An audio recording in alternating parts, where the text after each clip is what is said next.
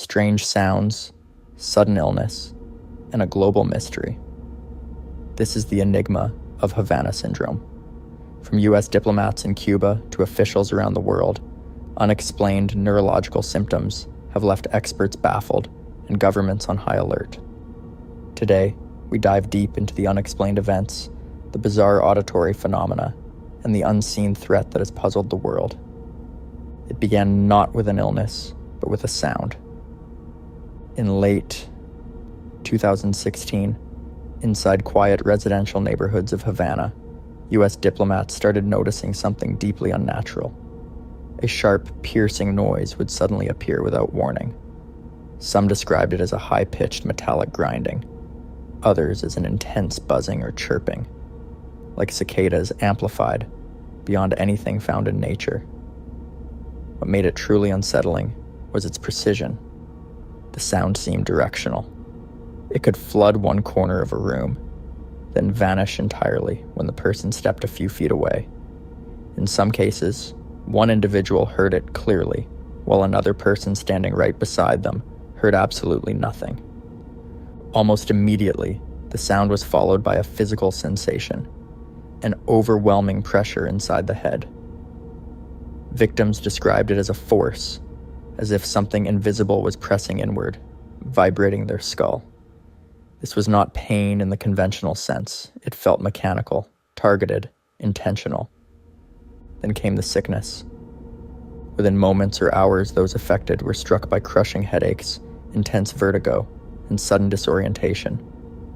The room would spin violently, balance disappeared, thoughts became tangled, words slipped away mid-sentence.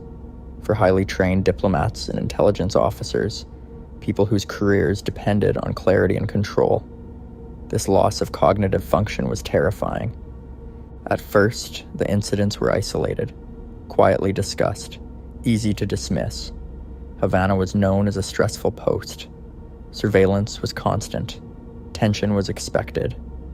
The initial assumption was that these were unrelated medical issues, perhaps migraines, perhaps exhaustion, perhaps anxiety. But the pattern refused to stay quiet. More reports surfaced. Different homes, different buildings, different individuals, yet the experience was eerily similar every time. A sudden, inexplicable sound, a sensation of pressure, and then an abrupt neurological collapse. No visible device, no obvious source, no signs of intrusion, just symptoms that appeared out of nowhere and refused to leave. What made the situation even more disturbing was what didn't happen. There were no alarms, no electrical failures, no evidence of chemical exposure. Doctors found no signs of infection. Scans initially showed nothing obvious. The victims looked normal, but they felt profoundly altered. By the end of 2016, whispers turned into concern. By early 2017, concern turned into alarm. The U.S. government could no longer ignore what was happening in Havana. Something unknown was affecting its personnel, and no one could explain how or why. The sound had no name yet. The illness had no diagnosis. But one thing was becoming clear. This was not an isolated medical anomaly.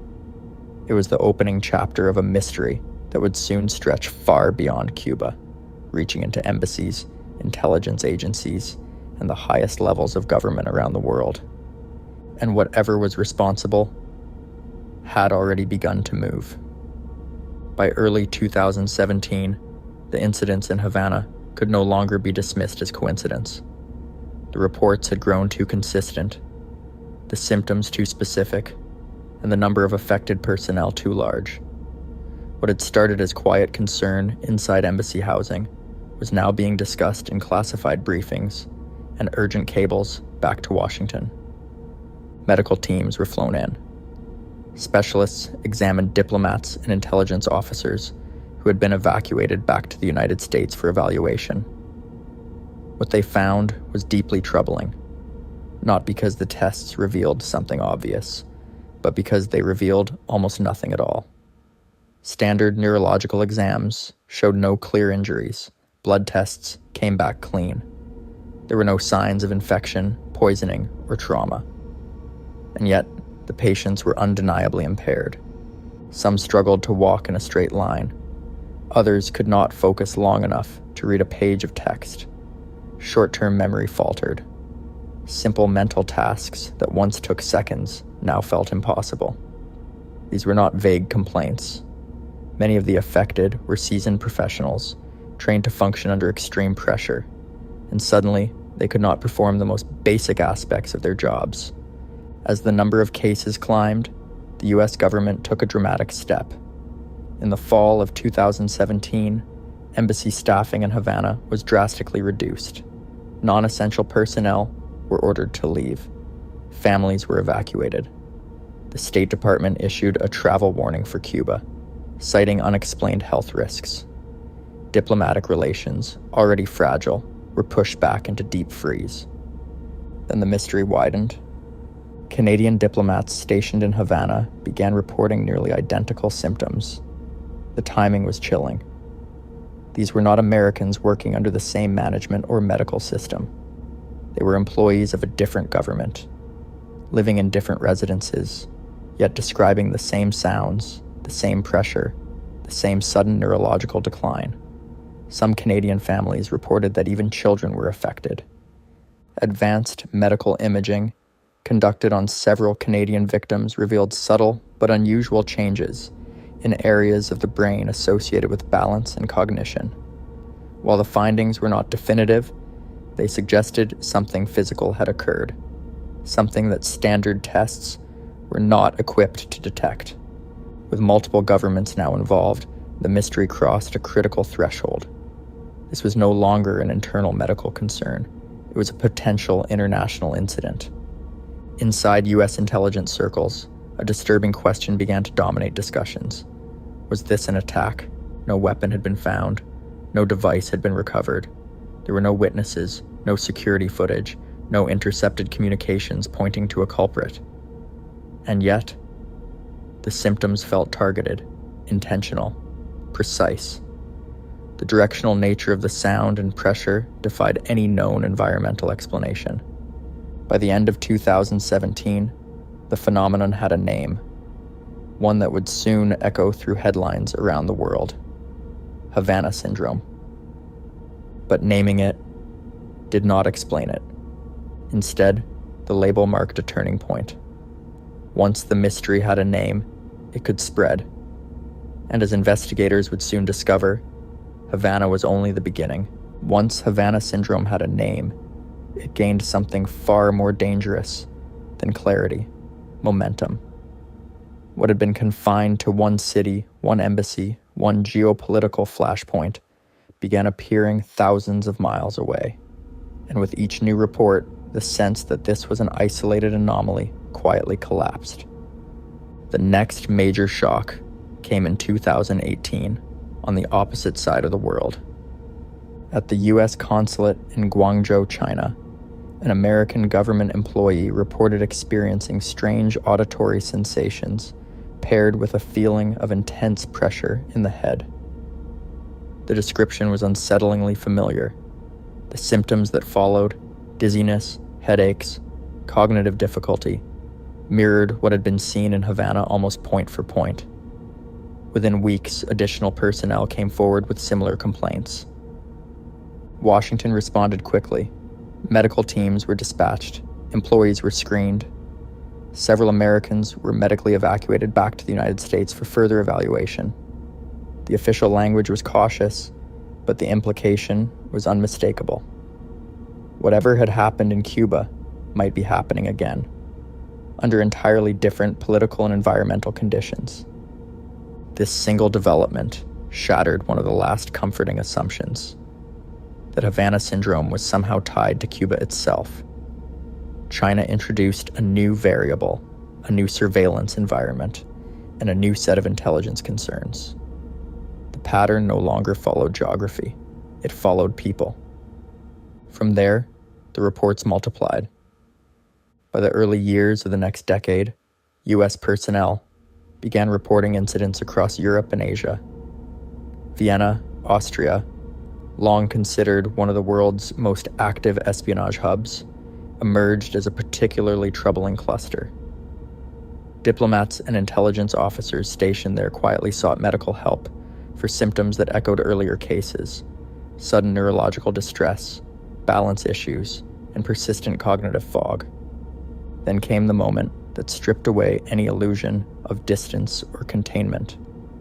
In the summer of 2020, a U.S. national security official reportedly experienced Havana Syndrome-like symptoms near the White House, not overseas, but in Washington, D.C. The location was not obscure or vulnerable. It was one of the most heavily monitored areas on Earth. The implication was chilling. If these incidents were deliberate, then nowhere, not even the heart of American power, was off limits.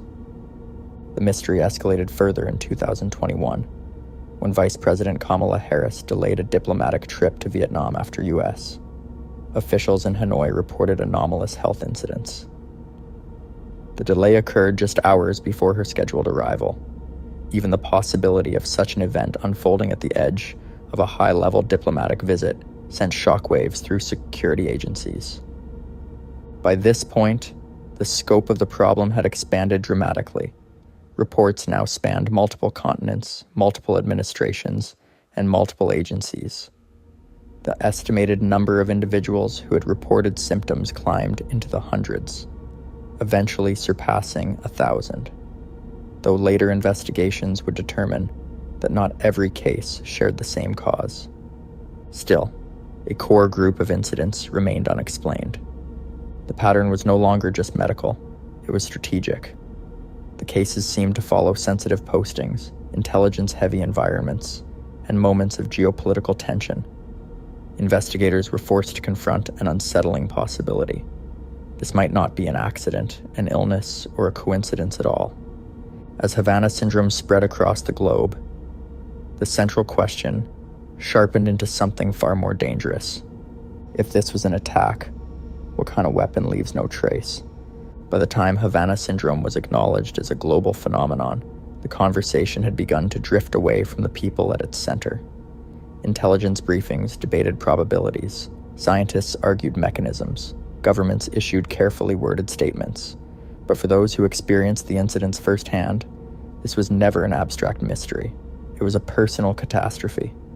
Many of the affected individuals were seasoned professionals, intelligence officers, diplomats, security personnel, people trained to function under pressure, to detect threats, to remain composed in hostile environments. What happened to them shattered that confidence.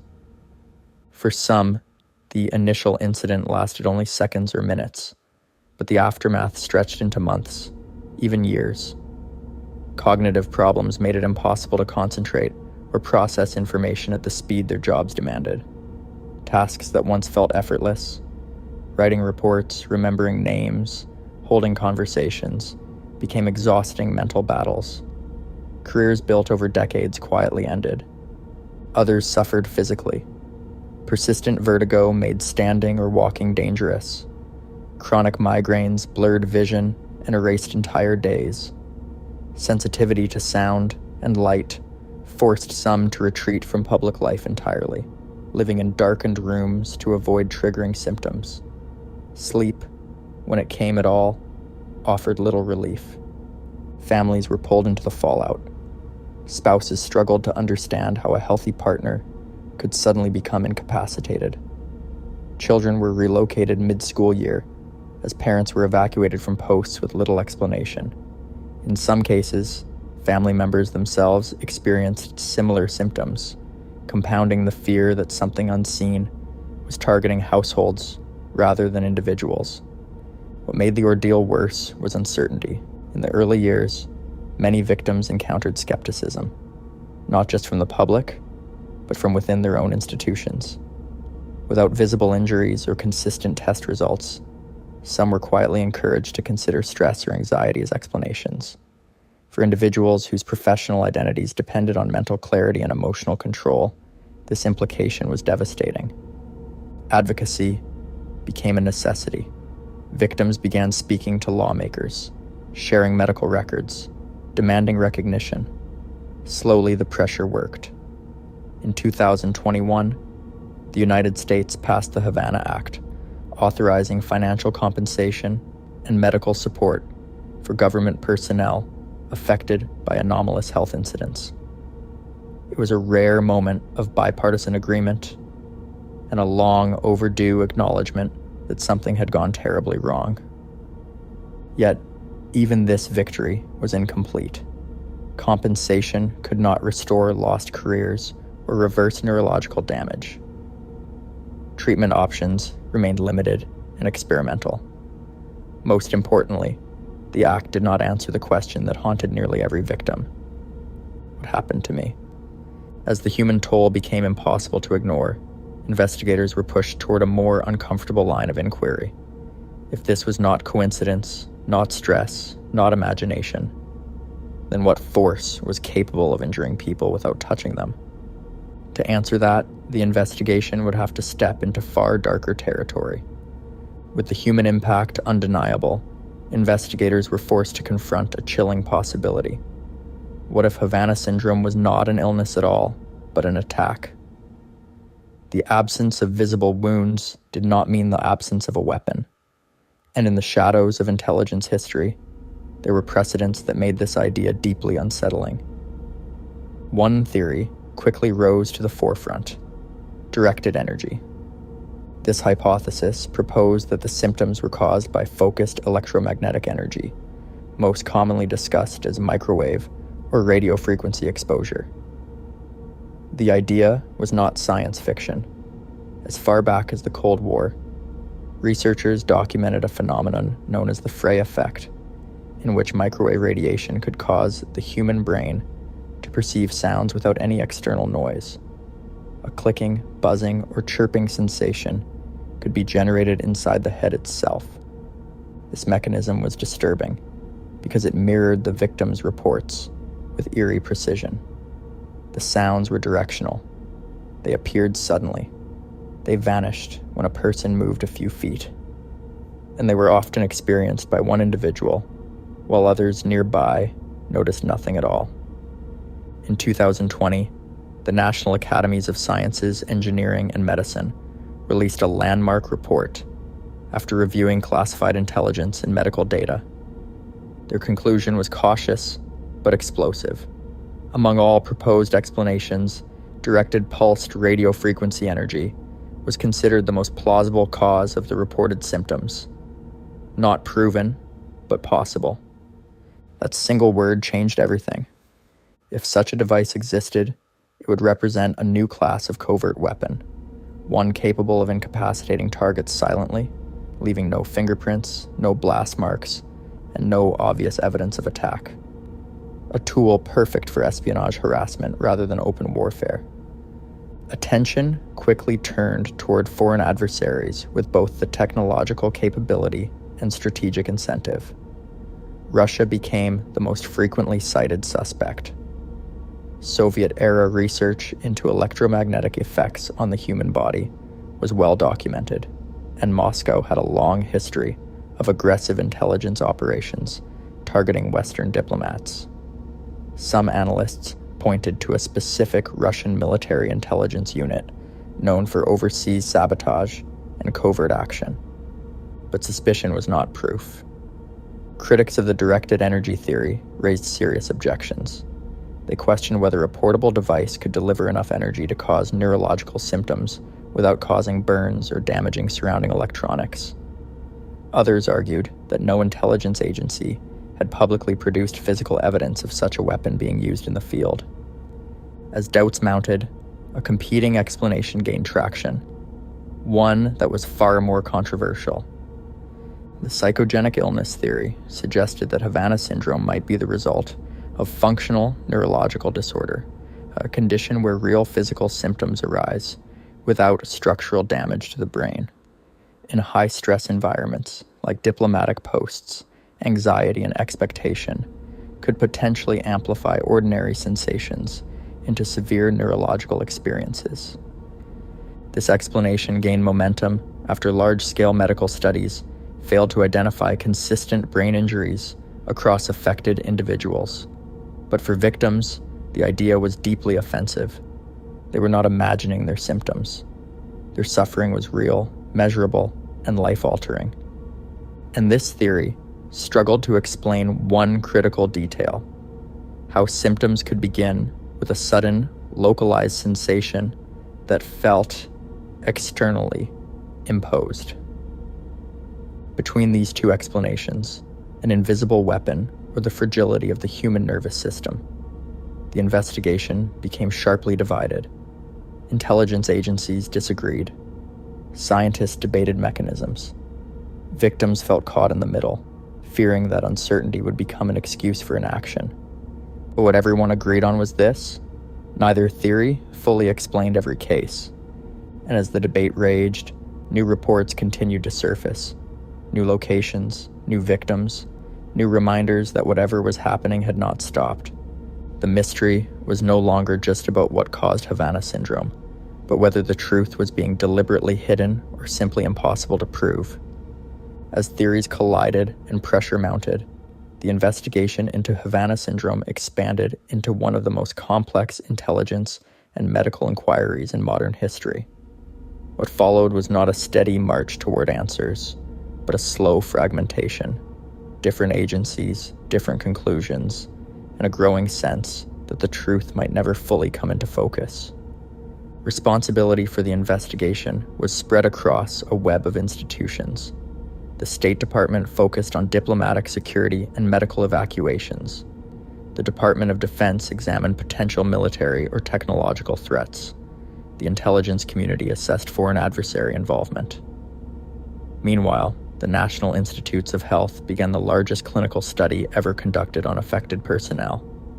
Each group approached the mystery from a different angle, and they did not always agree. In 2023, the intelligence community released a highly anticipated assessment that stunned many victims. After reviewing classified data, 5 of 7 intelligence agencies concluded it was very unlikely that a foreign adversary was responsible for the incidents. They argued that no consistent evidence tied the cases to a hostile state or a specific weapon system. The backlash was immediate. Victims felt erased. Lawmakers demanded explanations. Former intelligence officials publicly questioned how such a conclusion could coexist with years of unresolved cases, geographic clustering, and classified intelligence still withheld from the public. Behind the scenes, disagreement simmered. Not all agencies signed on confidently. 2 intelligence components dissented, stating that the available evidence did not allow foreign involvement to be ruled out. They emphasized gaps in surveillance data, inconsistencies in reporting, and the lack of access to intelligence from certain high-risk regions. At the same time, the medical investigation reached a frustrating impasse. In 2024, the National Institutes of Health published results from an extensive clinical study involving dozens of affected personnel. Using advanced brain imaging, balance testing, and cognitive assessments, researchers found no consistent structural brain damage when compared to control groups. Yet the symptoms were undeniable. Participants reported significantly higher levels of chronic fatigue, memory impairment, dizziness, headaches, and sleep disruption. Many displayed measurable difficulties with balance and eye movement, problems that could not be dismissed as imagined. The conclusion was careful and deeply unsatisfying.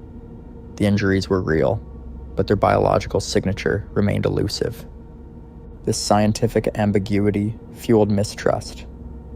To victims, the absence of visible damage felt like a loophole, one that allowed officials to quietly downgrade the urgency of the crisis. To investigators, it reinforced the possibility that Havana Syndrome did not have a single cause, but was instead a category containing multiple explanations. Then came a development that reignited everything. In 2025, reports emerged that internal disagreements within the intelligence community had intensified. Updated assessments revealed that at least 2 agencies had shifted their position, now stating there was a roughly even chance that a foreign adversary had developed a device capable of causing the reported effects. For the first time in years, the official narrative cracked open again. At the same moment, victims began to fear something else entirely, that the investigation itself was slowly being dismantled. Budget reallocations, staffing reductions, and internal proposals to scale back research triggered bipartisan alarm in Congress. Senators warned that pulling resources would not only abandon victims, but leave the nation blind to a potential new class of a threat. By now, nearly a decade had passed since the first reports in Havana. There was no confirmed weapon, no identified attacker, no unifying diagnosis. Only fragments, medical data that refused to align, intelligence assessments that contradicted each other, and a growing pile of classified material that the public could not see. The investigation had not failed outright, but it had become something perhaps more troubling, a case where every path forward led to uncertainty. And just as confidence in the search for answers began to fade, a revelation surfaced that would send shockwaves through the entire debate, one that suggested the story of Havana Syndrome might not be over after all. For years, Havana Syndrome existed without a physical suspect. No weapon, no machinery, nothing investigators could point to and say, "This did it." That absence was the strongest argument against an attack. Until suddenly, it wasn't. In the final months of 2024, a covert acquisition quietly took place, one that would not become public knowledge until much later. Through an undercover operation, the United States Department of Defense obtained a portable device capable of emitting pulsed radio frequency energy, small enough to be carried by a single person, powerful enough to raise immediate alarms. What made the device extraordinary was not just what it could do, but what it was made of. Internal documentation revealed that several key components were manufactured in Russia. The technology was consistent with decades of Soviet and post-Soviet research into directed energy systems. Even more unsettling, early testing suggested the device could reproduce some of the same sensory effects reported by Havana Syndrome victims: localized pressure sensations, disorientation, and auditory phenomena without an external sound source. For the first time, the debate shifted from could such a weapon exist to what if it already does. The Pentagon began controlled experiments in secure environments, attempting to determine whether exposure parameters could plausibly align with the reported incidents. Officials were careful, almost painfully so, in their public language. No claims of confirmation, no attribution, just a quiet acknowledgement that the technology was real and that it demanded further study. When news of the device surfaced in early 2026, it detonated across Washington. Victims felt a surge of vindication. For them, this was the missing piece, the physical proof that something external could have caused their injuries. Lawmakers demanded classified briefings. Intelligence officials, who had previously dismissed the weapon theory, were forced to recalibrate their language. Yet the revelation also deepened the mystery. Despite the device's capabilities, investigators could not connect it directly to any known incident. There was no deployment record, no intercepted communications ordering its use, no forensic trace tying it to Havana, China, Europe, or the United States itself. And then came the most unsettling question of all. If this device was acquired in 2024, how long had similar technology existed elsewhere? The possibility raised a chilling scenario: that Havana Syndrome was not the result of a single campaign, but isolated tests.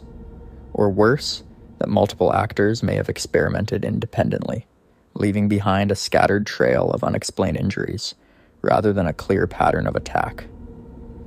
At the same time, critics urged caution. Some scientists warned that recreating symptoms in laboratory conditions did not prove causation in the real world. Human neurology is fragile, they argued, and expectation alone can alter perception. A device that induces discomfort does not automatically explain years of inconsistent global cases. Still, the genie was out of the bottle. The existence of the device shattered the illusion that Havana Syndrome was purely abstract. It forced the intelligence community to confront a new reality. The line between speculative science fiction and deployable technology had blurred. And yet, despite everything, the years of investigation, the suffering, the classified briefings, the shocking discovery, one question remained unanswered. Who used it? If this was a weapon, it had left no fingerprints. If it was a test, no one had claimed responsibility. And if it was never deployed at all, then the greatest mystery was why so many people across so many continents experienced something so eerily similar. As the evidence mounted and certainty continued to slip through investigators' fingers, Havana Syndrome stood at a crossroads, no longer dismissed, but still unresolved.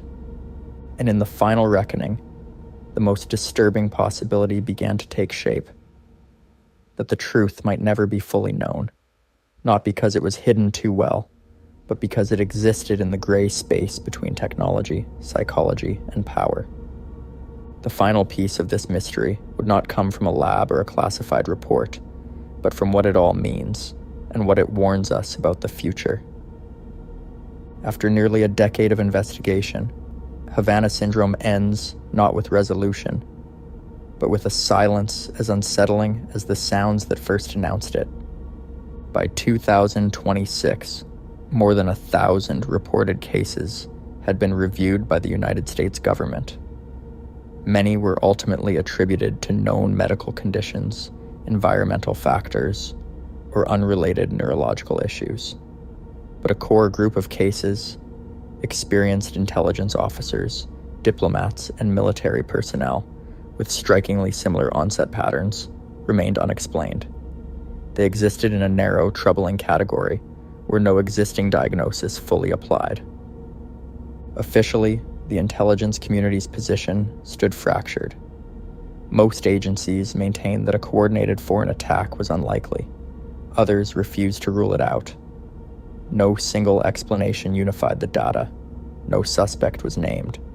No weapon was confirmed as operationally deployed. And so, Havana Syndrome became something rare in the modern world, a mystery that survived the full force of science, intelligence, and global scrutiny. For the victims, the lack of closure was its own form of injury. Some never returned to service. Others rebuilt their lives around chronic pain, cognitive limitations, or permanent uncertainty. Even with compensation and acknowledgement, many were left with a haunting question they might never see answered. What happened to me? For governments, the implications were equally disturbing. If a directed energy weapon was involved, it meant a new era of invisible warfare, one that bypasses traditional defenses and leaves no blast crater behind. If the cause was neurological or psychological, it exposed just how vulnerable the human brain is. Under sustained stress and expectation, even among the most highly trained professionals on Earth. And if the truth lies somewhere in between, an interaction between emerging technology, environmental triggers, and human perception, then Havana Syndrome may represent something even more unsettling, a warning from the edge of what we understand. Because the mystery is no longer just about Havana, it is about embassies without battlefields, about injuries without impact, about how power can be exercised without leaving evidence, and how reality itself can fracture when technology moves faster than explanation. The strange sounds may have stopped. The sudden illnesses may no longer dominate headlines, but the echo remains in classified files, in damaged lives, and in the unanswered spaces between competing truths. Havana Syndrome was never just a medical puzzle or an intelligence failure. It was a glimpse into a future where the threats are silent, origins are obscured, and certainty is a luxury. And until that final piece emerges, if it ever does, this mystery remains unresolved. Not because the truth is impossible to find, but because it may be something we are not yet ready to see.